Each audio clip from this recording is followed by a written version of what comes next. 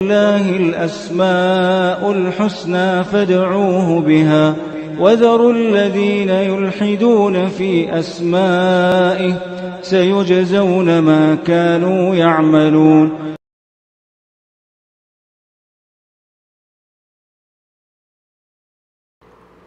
بسم اللہ الرحمن الرحیم الحمد للہ رب العالمین وبہ نستعین وصلی اللہ وسلم علی سید الانبیاء والمرسلین وعلی آلہ واصحابہ اجمعین ومن تبعہم بإحسان الی یوم الدین، اما بعد۔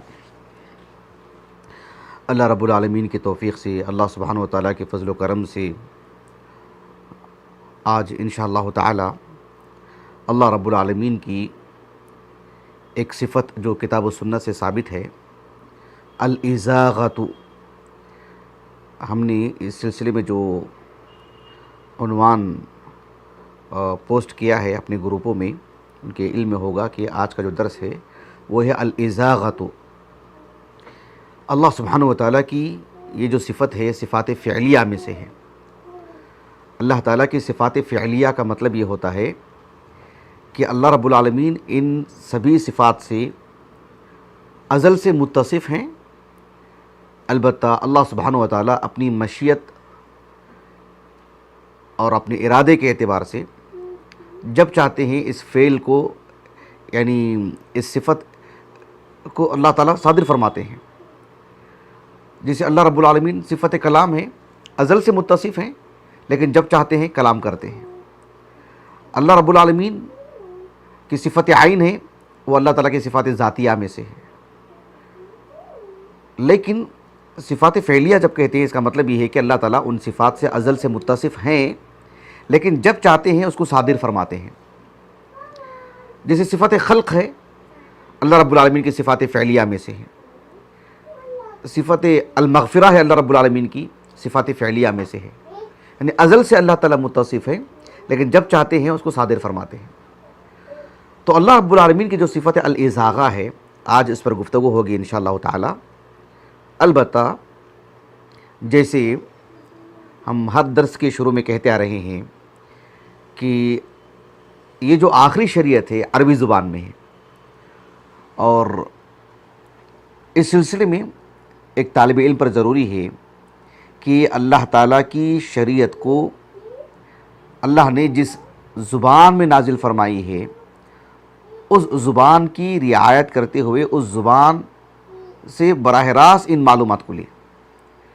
تو اس اعتبار سے الازاغۃ، اس کا جو بنیادی معنی ہے ہم پہلے وہ معلوم کر لیتے ہیں کہ الازاغۃ کا معنی کیا ہے، پھر اس کے بعد اللہ رب العالمین کے لیے جب الازاغہ کہتے ہیں تو کیا معنی ہے، پھر انشاءاللہ ہم تفصیل سے بتائیں گے۔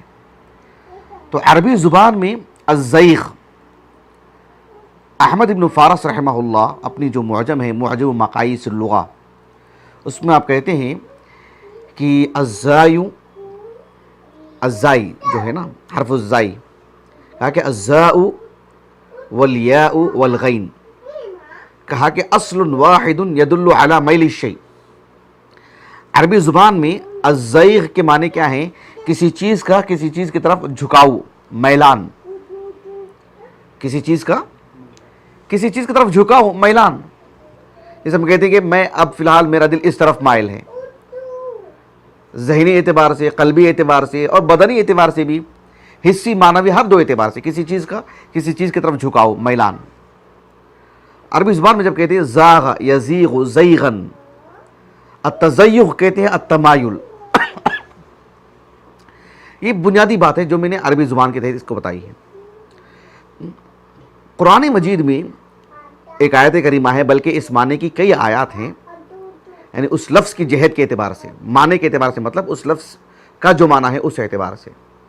ایک آیت کریمہ میں آپ کو پڑھ کر کے سناتا ہوں، تاکہ جب ہم کہتے ہیں نا الزیغ یا زاغ یزیغ زیغن، لغت عرب کی جہت سے اس کا کیا معنی ہے وہ معلوم کر لیں۔ اللہ رب العالمین نے سورۃ النجم میں رسول اللہ صلی اللہ علیہ وسلم کی تعریف کرتے ہوئے فرمایا ما زاغ البصر وما طغى۔ جب اللہ سبحانہ وتعالیٰ نے اللہ کے رسول صلی اللہ علیہ وسلم کو معراج پر لے گئے نا، تو کہا کہ ما زاغ البصر وما طغى۔ کیا مطلب؟ ما زاغ البصر، اللہ کے رسول صلی اللہ علیہ وسلم کو اللہ رب العالمین جب معراج پر بلائے تو اللہ تعالیٰ نے کچھ حد بندی رکھی تھی کہ صرف یہیں دیکھنا، وہاں نہیں دیکھنا، دائیں بائیں سب. کہا کہ ما زاغ البصر، نبی کی نگاہ جہاں اللہ رب العالمین نے دیکھنے کے لیے کہا ہے وہیں ٹھہری رہی، وہیں رکی رہی، ادھر ادھر بہکی نہیں نبی کی نگاہ. کہا کہ ما زاغ البصر، زاغا کے معنی دیکھ رہے ہیں، یعنی جو یعنی ایک صراط مستقیم جو ہوتا ہے، یا جو چیز جہاں ہونی چاہیے اس کو اسی طرف رکھا جائے، اس کو یعنی مطلب کسی طرف اس کا میلان نہیں ہونا چاہیے. میلان ہو تو پھر اسی کو کہتے ہیں الزیغ، زاغا. ایک حدیث بھی میں آپ کو بتاتا ہوں لفظ کو بتانے کے لیے، لفظ کا معنی بتانے کے لیے. اللہ رب العالمین کے لیے الازاغہ جب کہتے ہیں تو اس کا کیا معنی وہ ابھی نہیں بتا رہا ہوں، صرف ابھی میں لفظ کا معنی آپ کو بتا رہا ہوں. ایک حدیث ہے متفق علیہ، بہت معروف حدیث، انس بن مالک اس کے راوی ہیں رضی اللہ عنہ. صحیح بخاری میں کئی مقامات پر ہے، آپ دیکھو ابواب تقصیر الصلاح، اور صحیح مسلم میں کتاب الصلاۃ المسافرین وقصرها. اللہ کے رسول کا معمول کیا تھا صلی اللہ علیہ وسلم، جب آپ سفر میں جاتے نا دن میں تو کیا صورتحال ہوتی کہ ابھی زوال ہی نہیں ہوا ہے.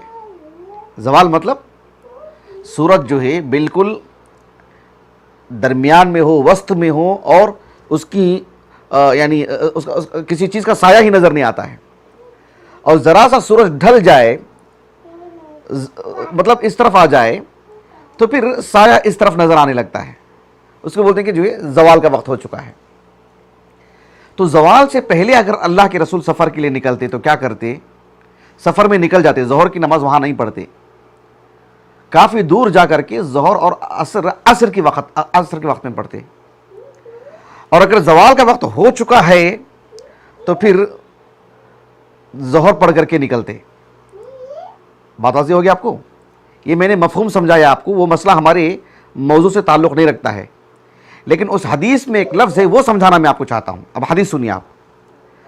انس بن مالک رضی اللہ عنہ کہتے ہیں کان رسول اللہ صلی اللہ علیہ وسلم اذا ارتحل قبل ان تزیغ الشمس. رسول اللہ صلی اللہ علیہ وسلم جب سفر میں نکلتے، کب نکلتے؟ قبل ان تزیغ الشمس، سورج کے یعنی زوال سے پہلے. زاغا یعنی ڈھل جانا، ایک طرف کو ہو جانا، مائل ہو جانا. زوال کے وقت سے پہلے اگر آپ نکلتے تو کیا ہوتا؟ اخر الظہر الى وقت العصر، ظہر کو مؤخر کرتے، اور اتنا مؤخر کرتے کہ عصر کے وقت میں عصر کے ساتھ ملا کے پڑھتے. جب عصر کا وقت ہوتا ثم نزل، اپنی سواری سے اترتے، فجمع بینہما، ظہر اور عصر کو ملا کے پڑھ لیتے. انس بن مالک کہتے ہیں رضی اللہ عنہ وَإِن زَاغَتِ الشَّمْسُ قَبْلَ أَن يَرْتَحِلْ، سفر کرنے سے پہلے ہی اگر زوال کا وقت ہو چکا ہے. وَإِن زَاغَتِ الشَّمْسُ، دیکھ رہے ہیں آپ، وَإِن زَالَتِ الشَّمْسُ نہیں کہا، حالانکہ وہ بھی لفظ حدیث میں آتا ہے وَإِن زَالَتِ الشَّمْسُ، لیکن یہاں کیا لفظ استعمال کی؟ وَإِن زَاغَتِ الشَّمْسُ. زاغا کے معنی واضح ہو رہے ہیں آپ کو؟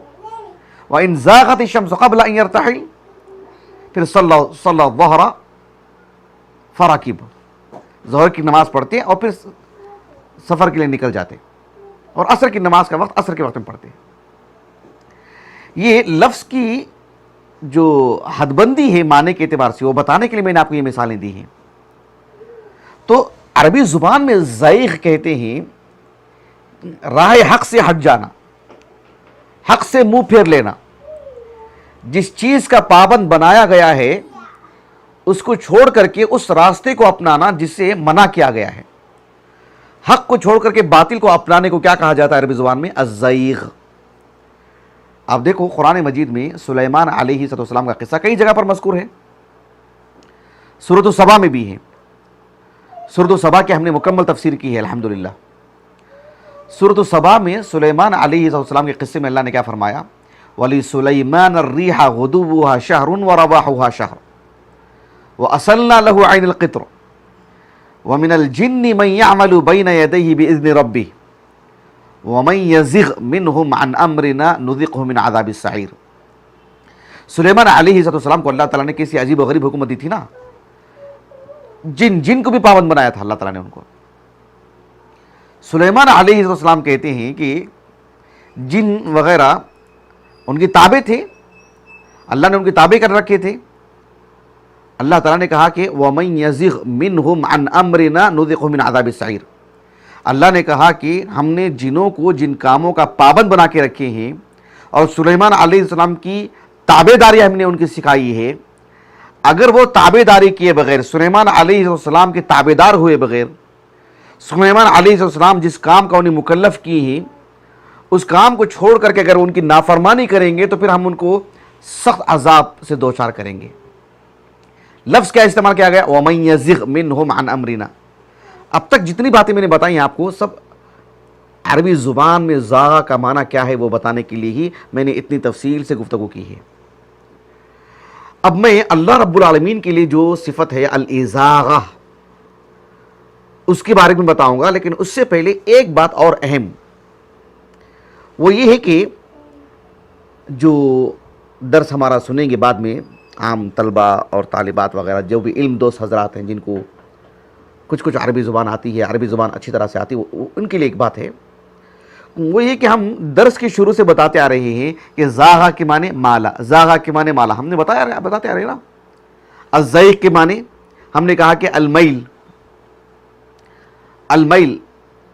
عن الحق الى الباطل، حق سے منہ موڑ لینا، باطل کی طرف اپنا میلان دکھانا.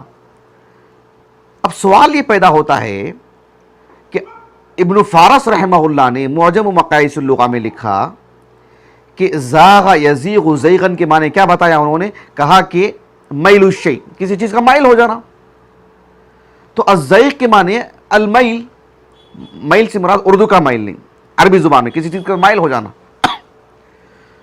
میں یہ کہنا چاہ رہا ہوں کہ بھئی الزیغ کے معنی اگر المیل کے ہیں تو کیا دونوں کا معنی ایک ہی ہے؟ صرف لفظی اعتبار سے فرق ہے یا لفظ کے فرق کے ساتھ ساتھ دونوں کے معنی میں بھی فرق ہے؟ اس لیے کہ عربی زبان میں ترادف نہیں ہے. کیا مطلب؟ عربی زبان کا کوئی بھی لفظ کسی اور لفظ کی جگہ نہیں لے سکتا ہے. تو المیل جب کہتے ہیں تو کسی چیز کی طرف مائل ہونا، تو ہو بہو وہی معنی نہیں آتا ہے الزیغ میں. الزیغ میں کچھ معنی زائد بھی آتا ہے. 4 صدی ہجری کے اواخر کے ایک لغوی ہیں ابو ہلال حسن ابن عبداللہ ابن سہل العسکری، 395 ہجری سے وفات ہے ان کا. کئی کتابوں کے مصنف ہیں، وہ جمہرۃ الامثال ان کی کتاب ہے ہمارے پاس، لیکن ان کی ایک کتاب ہے الفروق اللغویہ. یہ ہمارے پاس کتابی شکل میں تو نہیں ہے، الشاملہ میں موجود ہے، اسی سے میں نے پڑھا ہے. اس میں آپ نے الزیغ اور المیل ان دونوں میں کیا دقیق فرق ہے اس کو انہوں نے بتایا ہے. انہوں نے کہا کہ المیل کا جو لفظ ہے وہ کسی بھی طرف ڈھلنے کے لیے آتا ہے، کسی بھی چیز کی طرف، حق ہو باطل ہو، کسی بھی چیز کی طرف. لیکن عربی زبان میں جب کہتے ہیں کہ الزیغ تو آپ نے کہا ان الزیغ لا یکون الا المیل عن الحق. زیغ کہتے ہی ہیں حق سے منہ موڑنے کو. الزیغ جب بتاتے ہیں تو حق سے منہ موڑنا بتانے کی ضرورت نہیں، الزیغ کا معنی ہی ہے حق سے منہ موڑنا. جب ہم کہتے ہیں نا کہ فلان من اہل الزیغ، نسأل اللہ السلامہ، ہم کہتے ہیں فلان من اہل البدعہ، وہ بدعت اہل بدعت میں سے جب جیسے کہتے ہیں یہی معنی اس کا فلان من اہل الزیغ. یہ جو ابو ہلال العسکری ہیں یہ کہتے ہیں کہ عربی زبان میں جب کہتے ہیں کہ زاغ، جسے ہم کہتے ہیں سمع حفظ شریبہ، ویسے جیسے ہم کہتے ہیں نا زاغ، تو زاغ کا معنی ہی یہی آتا ہے کہ زاغ عن الحق. انہوں نے کہا کہ ولا اعرف، کہا کہ میں عربی زبان کی پوری گہرائی کے ساتھ جو انہوں نے مطالعہ کیا ہے، کہا کہیں بھی ایسا نہیں ہے کہ زاغ کا لفظ استعمال ہو اور زاغ عن الباطل ایسا معنی آتا ہو. زاغ عن الباطل نہیں آتا، زاغ کے معنی آتی ہیں زاغ عن الحق. بات واضح ہو گئی یہاں تک؟ اب چلیے آگے میں آپ کو بتاتا ہوں کہ اللہ رب العالمین کے لیے جب الازاغ اللہ کی صفت ہے تو کیا معنی ہے اس کا. قرآن مجید میں اللہ رب العالمین کے لیے صفت اللہ تعالیٰ کی صفات فعلیہ میں بتائی گئی ہے. قرآن مجید کی ایک سورت ہے سورۃ الصف، اس کے بالکل آغاز میں اللہ تعالیٰ نے موسیٰ علیہ السلام کی زبانی حکایت بیان فرمائے. کہا کہ وَإِذْ قَالَ مُوسَىٰ لِقَوْمِهِ يَا قَوْمِ لِمَ تُؤْذُونَنِي وَقَدْ تَعْلَمُونَ أَنِّي رَسُولُ اللَّهِ إِلَيْكُمْ فَلَمَّا زَاغُوا أَزَاغَ اللَّهُ قُلُوبَهُمْ وَاللَّهُ لَا يَهْدِي الْقَوْمَ الْفَاسِقِينَ. دیکھ رہے ہیں آپ, موسیٰ علیہ السلام نے اپنے قوم کے لوگوں سے کہا کہ اے میری قوم کے لوگوں, آپ مجھے اذیت کیوں دیتے ہو, کیوں مجھے تکلیف پہنچاتے ہو, جبکہ آپ کو اچھی طرح معلوم ہے کہ میں اللہ کا رسول ہوں. اس کے بعد اللہ رب العالمین نے کہا کہ فَلَمَّا زَاغُوا أَزَاغَ اللَّهُ قُلُوبَهُمْ. کیا معنی فَلَمَّا زَاغُوا کی؟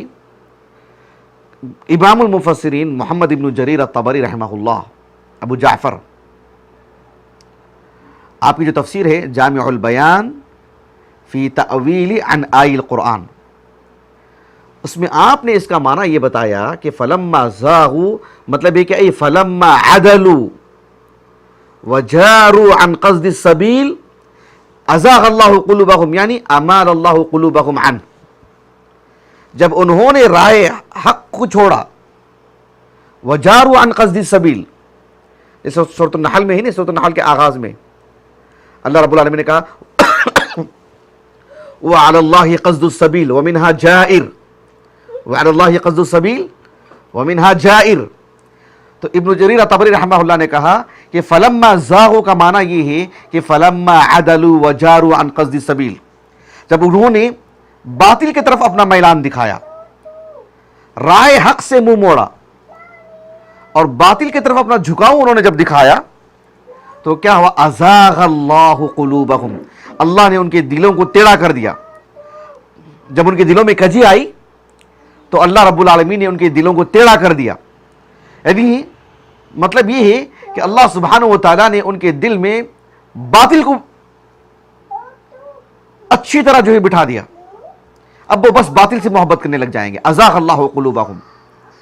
تو اللہ رب العالمین کی جو صفت الازاغہ ہے, اس کا معنی یہ ہے کہ اللہ رب العالمین جو اللہ کے راستے سے ہٹ جاتے ہیں, باطل کی طرف اپنا جھکاؤ بتلاتے ہیں, باطل کی طرف ان کے دل جو ہے مائل ہو جاتا ہے, تو اللہ تعالیٰ باطل ہی کی طرف انہیں ڈھکیل دیتے ہیں. یہ معنی ہے الازاغہ کے.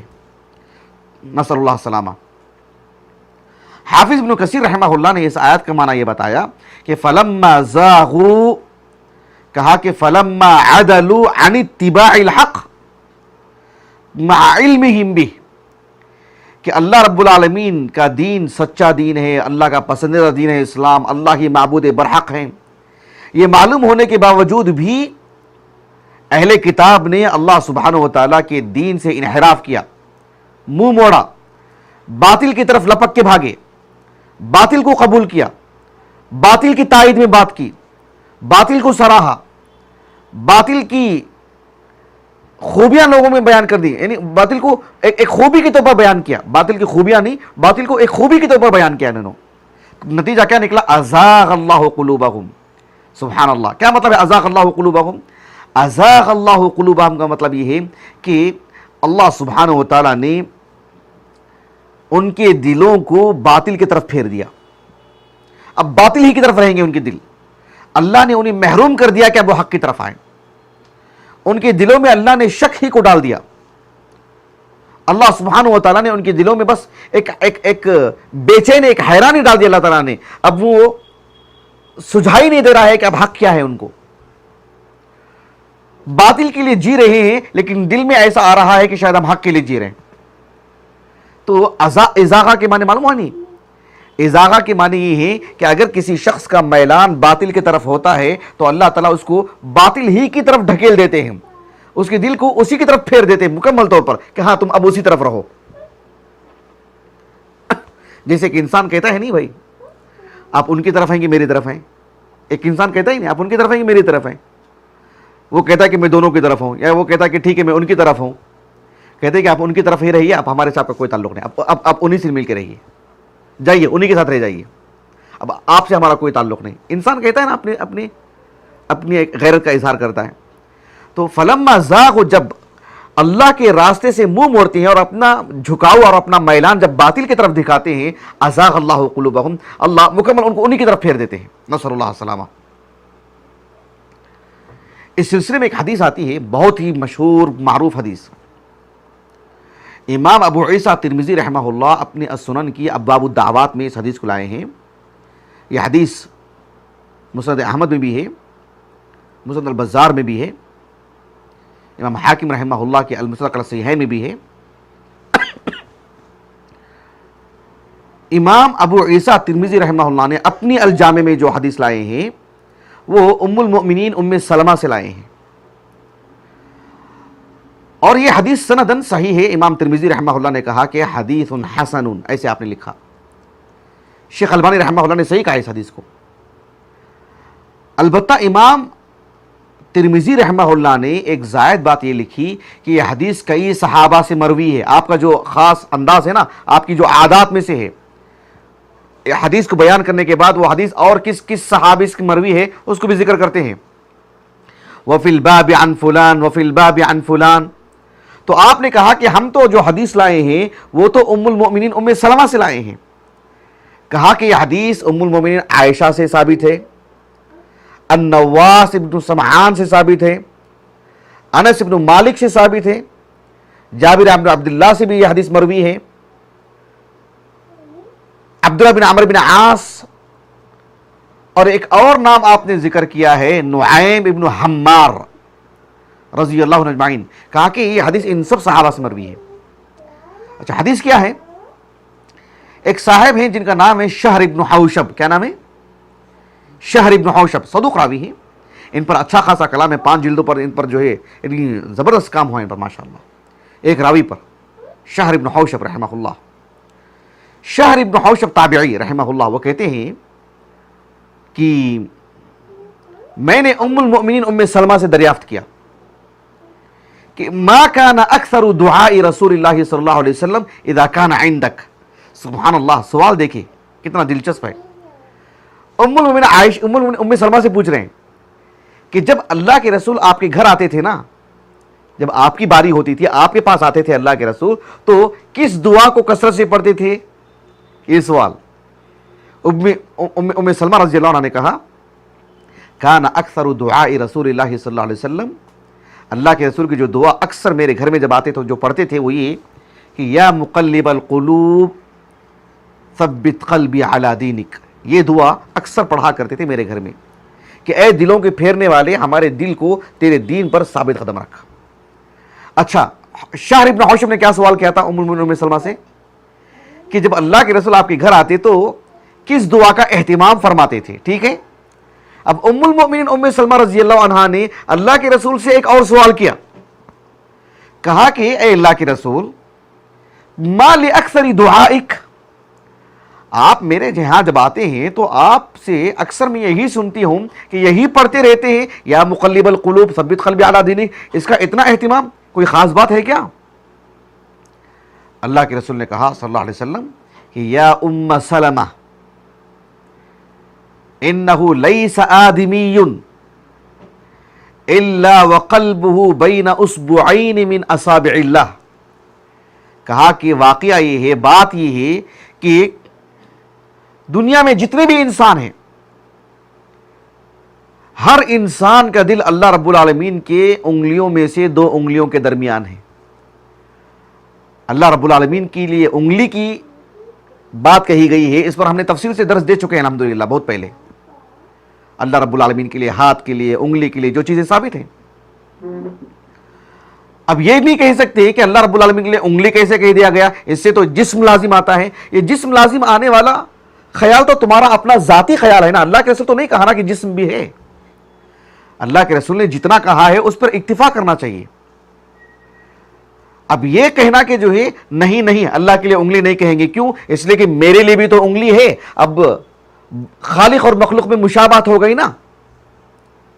اب ایسی صورت میں اللہ تعالیٰ کے وجود کا بھی انکار کر دیں گے، بھئی میرا بھی تو وجود ہے۔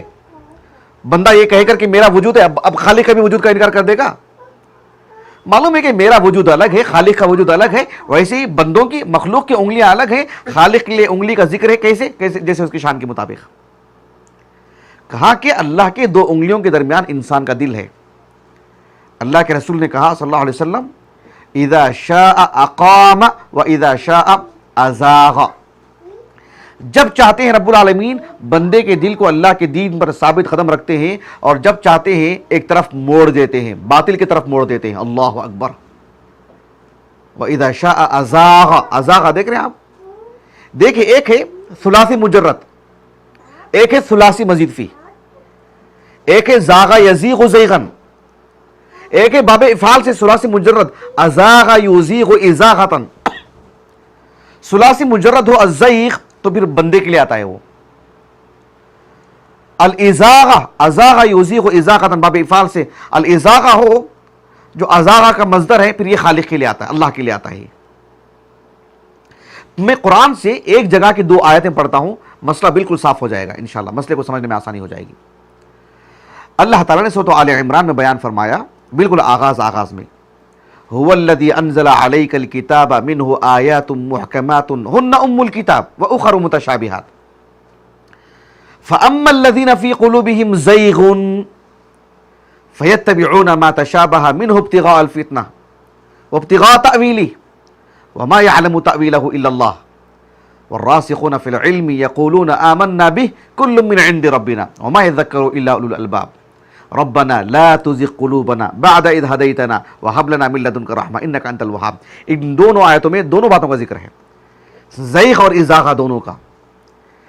کہا کہ اللہ نے جو قرآن نازل فرمائے ہیں اس میں بیشتر باتیں ایسی ہیں، 90% باتیں ایسی ہیں جو کہ بالکل واضح ہیں، صاف ہیں کہ یہ حق ہے، یہ باطل ہے، یہ توحید ہے، شرک ہے، یہ اتباع سنت ہے، یہ نبی کی نافرمانی ہے، یہ جنت ہے، یہ جہنم ہے، یہ سچ ہے، یہ جھوٹ ہے، وغیرہ وغیرہ وغیرہ. اللہ رب العالمین نے 10% باتیں کچھ ایسی بھی رکھی ہیں. یہ 10% والی بات تو میں کہہ رہا ہوں 10% والی بات، لیکن ایک حصہ قرآن کا ایسا ہے جس کو کہا جاتا ہے مشتبہات. متشابہ جو ہے نا، متشابہ کا معنی کیا ہے؟ اس کی کئی معنی ہیں، ہم نے اس پر مستقل درس دیا ہے الحمدللہ، یوٹیوب پر موجود ہے. یہاں متشابہ سے مراد ہے جو غیبیات ہیں، جنت جہنم کا معاملہ ہے، انبیاء کی معجزات کا معاملہ ہے، اللہ رب العالمین کی تقدیر سے متعلق جو گفتگو ہے، اللہ کے اسماء و صفات ہیں، ان سب سے متعلق اللہ نے جو کہا اس پر ایمان لا لینا چاہیے. لیکن جن کے دلوں میں زیغ ہے نا، فَأَمَّا الَّذِينَ فِي قُلُوبِهِمْ زَيْغٌ، جن کے دلوں میں زیغ ہے وہ متشابہ آیاتوں کے پیچھے پڑے رہ کر اسی میں الجھ کے رہ جاتے ہیں.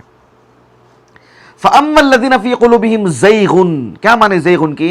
حافظ ابن کثیر رحمہ اللہ نے کہا فَأَمَّا الَّذِينَ فِي قُلُوبِهِمْ زَيْغٌ، کہا کہ ای ضلال وخروج عن الحق، ضلال وخروج عن الحق، گمراہی ہے. زیغ کے معنی گمراہی ہے اور حق سے نکل جانا، حق کو چھوڑ کر کے باطل کی طرف اپنا میلان دکھانا، باطل کی طرف جھکاؤ، غلط بات کی طرف ہی جھکاؤ.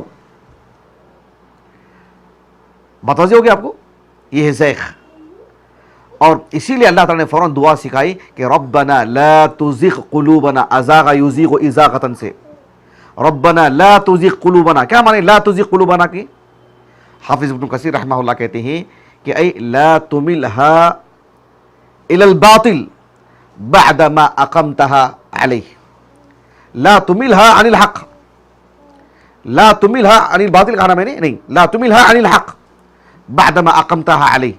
اے اللہ حق پر ہمارے دلوں کو جو تو آج جما کے رکھا ہے، ایسا نہ ہو کہ کسی موڑ پر ہمارا دل لا قدر اللہ باطل کی طرف جھک جائے، غلط بات کی طرف جھک جائے. یہ دعا سکھائی گئی. کیوں؟ ہمارے دل اللہ کے 2 انگلیوں کے درمیان ہیں. اذا شاء اقام و اذا شاء ازاغ، جب چاہتے ہیں اللہ رب العالمین یعنی اللہ کے دین پر ثبات قدمی عطا کرتے ہیں، اور جب چاہتا ہے اللہ سبحانہ و تعالیٰ انسان کا دل باطل کی طرف مائل ہو جاتا ہے. تو الازاغہ یہ اللہ تعالیٰ کی صفت ہے، صفات فعلیہ میں سے. کیا مطلب ہے الازاغہ کا؟